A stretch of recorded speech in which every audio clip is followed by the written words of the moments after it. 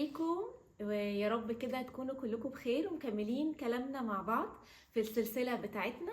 والنهاردة هنتكلم على ازاي اقدر اكون واثقة في نفسي، ازاي اقدر كإنسان اثق في نفسي.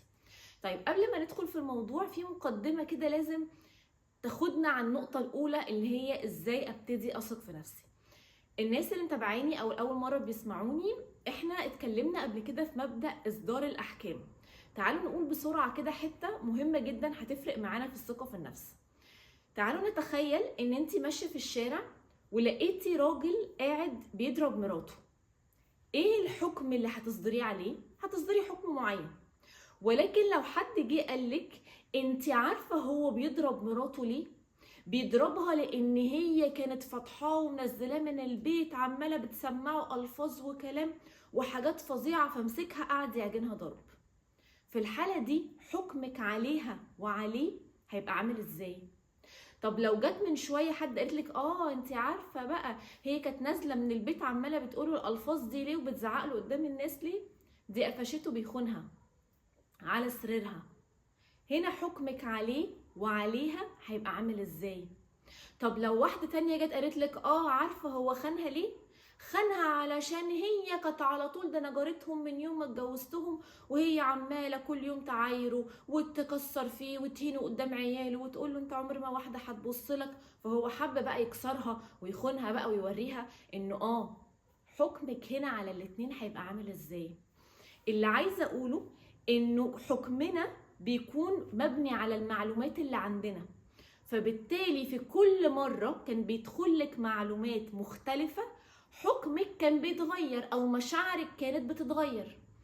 طيب يبقى احنا هنتفق ان احنا حكمنا اللي بنصدره على الناس أو على نفسنا بيكون بناء على المعلومات اللي عندنا.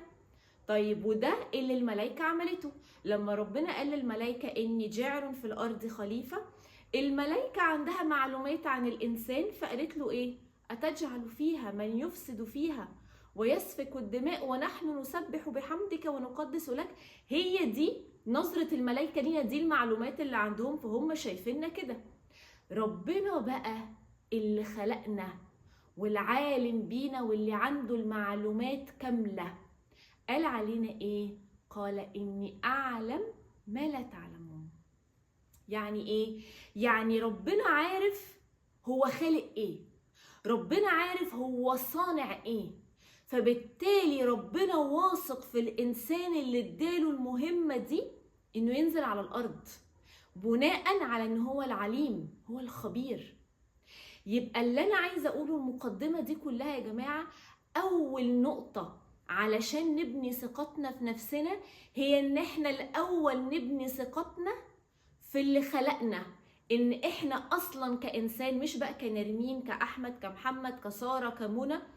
قبل ما اثق في نرمين كنرمين او منى كمنى، لازم اثق كانسانه انا ربنا صنع الله الذي اتقن كل شيء. احنا لما بنروح نشتري من عند ناس جامده جدا، ديزاينرز، مصانع معروفه كبيره، ناس كده بروفيشنال، بنقعد نقول لك يا ده الغالي ثمنه فيه، بص واخدين بالهم من تفاصيل كده. يا عم الناس دي برضو بياخدوا بالهم من تفاصيل كده. ليه؟ لان الناس دي ما عندهاش عيوب صناعه ولا عيوب تصنيع ولا عندهم مشاكل، ناس بروفيشنال.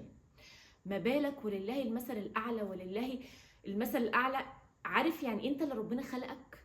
عارفه يعني ايه انت صنع ربنا؟ عارفه يعني ايه ونفخت فيه من روحي؟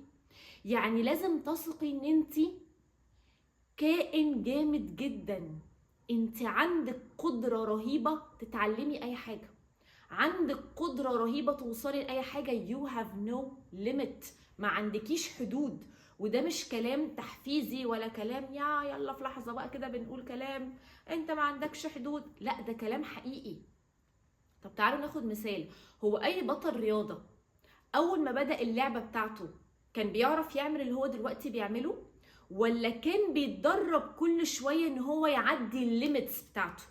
ده اخر النفس بتاعك، ده اخر العداد بتاعتك، ده اخر اللياقه بتاعتك. يتمرن لحد ما يستراتش، يوصل نقطه بعد يقف عندها، يعمل تمرينات لحد ما بيعدي الليميت بتاعه، يستراتش، يروح لحته اعلى.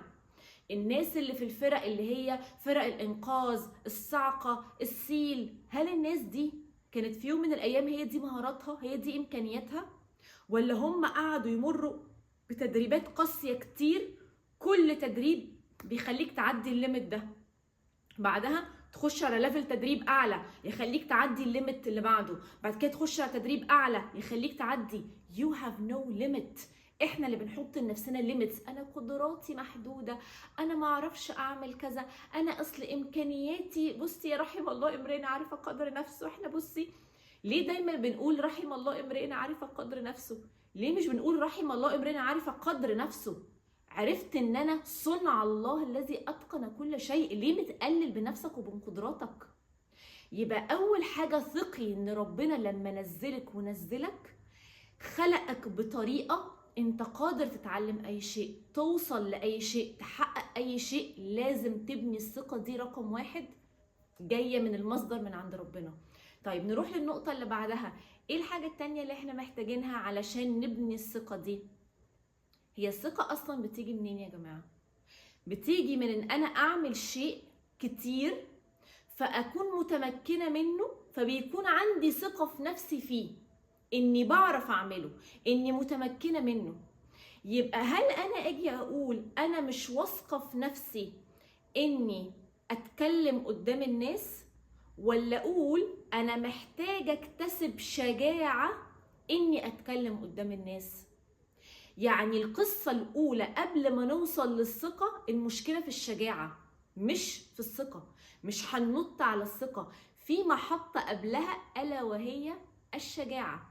لازم أصلا يبقى عندي شجاعة إني آخد الخطوة، شجاعة إني آخد قرار حتى لو طلع غلط، شجاعة إني ألبس اللبس اللي أنا مختاراه من غير ما أخد رأي حد، شجاعة إني أطلع أتكلم قدام الناس بغض النظر اللي أنا هقوله إيه.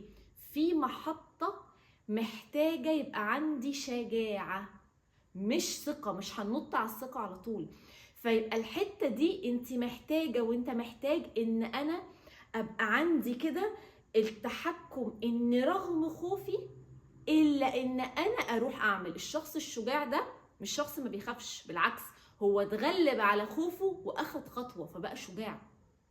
في كتاب حلو قوي اسمه Feel the Fear and do it anyway، يعني حسوا الخوف بس اعملها كده كده.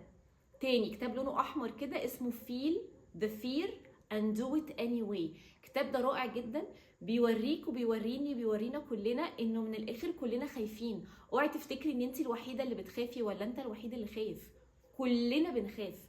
الفرق ان في واحد بيخاف بيقف مكانه بيتعطل، وفي حد بيخاف بيدو ات anyway، بيروح يعمل الحاجه كده كده.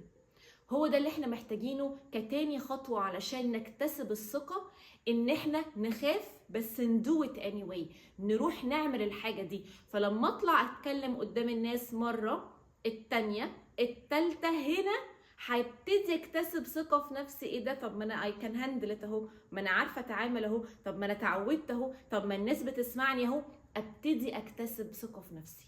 يبقى رقم 2 لازم اكتسب شجاعة واتغلب على خوفي باني اعمل الحاجه بغض النظر هي صح ولا غلط.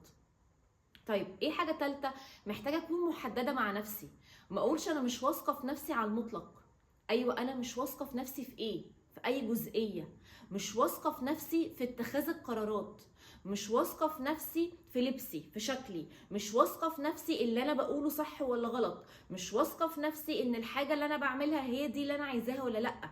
لازم اكون محدده مع نفسي ايه الحاجه اللي انا شايفه نفسي مش واثقه في نفسي فيها، وابتدي هي دي اللي اتعلم فيها.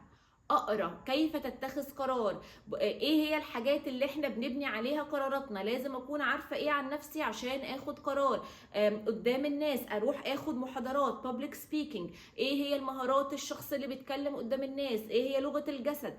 اروح اقرا اتعلم عن الحاجة اللي أنا ستك فيها، فشوف منها ده موجود عندي، لا ده مش موجود. يبقى أنا عشان أوصل للثقة بنفسي في الحتة دي محتاجة أتعلم أعمل 1 2 3، هما اللي هياخدوني إني أبقى واثقة في نفسي في الحتة دي. فدي نقطة مهمة جدا برضو. طيب إيه نقطة تانية بقى، ودي نقطة بقى إيه الأخيرة والأكثر أهمية؟ او مش عايزين نقول اكثر، هم كلهم مهمين بصراحه، بس دي نقطه مهمه جدا، حته ان انا ابقى عارفه نفسي. ودي اتكلمنا عليها في الفيديو اللي فات، في اللي هو الصراع الداخلي الجزء الثاني، لما قلنا لما انا ببقى من جوايا واقفه على ارض صلبه، ده بيساعدني في اني اتعامل مع العالم الخارجي. فلو انا من جوايا عارفه نفسي وعارفه جسمي وعارفه اللبس اللي بيليق عليا وانا متاكده من ده، مش هنزل لو قعدت مع ناس لابسين لبس مختلف عني ثقتي في نفسي تتهز، احس ان انا قليله، احس ان انا هو انا ايه ده، ليه شكلي الناس كلها لابسه وانا مش لابسه. انا من جوايا واقفه على ارض صلبه، عارفاني، عارفه شخصيتي، عارفه الايدنتيتي بتاعتي، عارفه قناعاتي، عارفه، فانا مقتنعه ده اللبس اللي انا مناسب ليا، ده القرار المناسب ليا، دي الشغلانه اللي تناسبني، بغض النظر الناس اتفقت او اختلفت، بغض النظر لقيت نفسي شبه اللي حواليا ولا مختلفة عنهم. دول حاجات مش هتأثر في ثقتي في نفسي لو انا واقفة من جوايا على ارض صلبة. ولو عايزين تسمعوا في النقطة دي اكتر، ممكن ترجعوا للفيديو اللي قبل ده على طول، اللي هو ادارة الصراع الداخلي الجزء الثاني، اتكلمنا فيه اكتر عن حتة اني يبقى عارفة نفسي واني يبقى واقفة من جوايا على ارض صلبة. ابتدوا كده سموا كده وطبقوا الكام نقطة اللي احنا قلنا عليهم دول، وصدقوني هتلاقوا ان هم فرقوا معاكم جدا في حتة الثقة بالنفس. واعرفوا انه الثقة بالنفس من الحاجات اللي عمرك ما هتتعلميها من كتب. لو حضرتي مليون محاضرة، مليون فيديو، مليون كتاب عن الثقة بالنفس، الثقة بالنفس ما بتجيش غير بالفعل، بالتكرار، بالممارسة، بالاحتراف، مرة في مرة، واكرر اكرر اكرر، بكتسب الثقة بنفسي.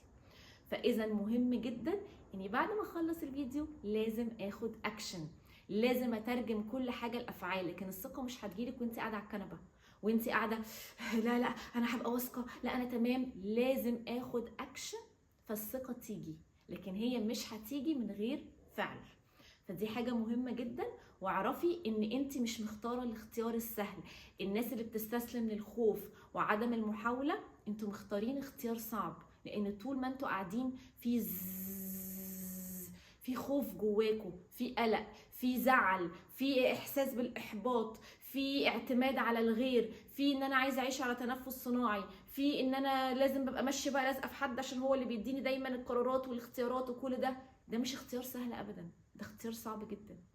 فلو هنختار بقى ما بين اختيارين هما كده كده الاتنين صعبين، يبقى على الاقل نختار اختيار هيخلينا في الاخر كده نبقى فخورين بنفسنا، ونحس ان احنا اقوياء وعارفين نعيش في حياتنا واحنا معتمدين على ربنا وعلى نفسنا.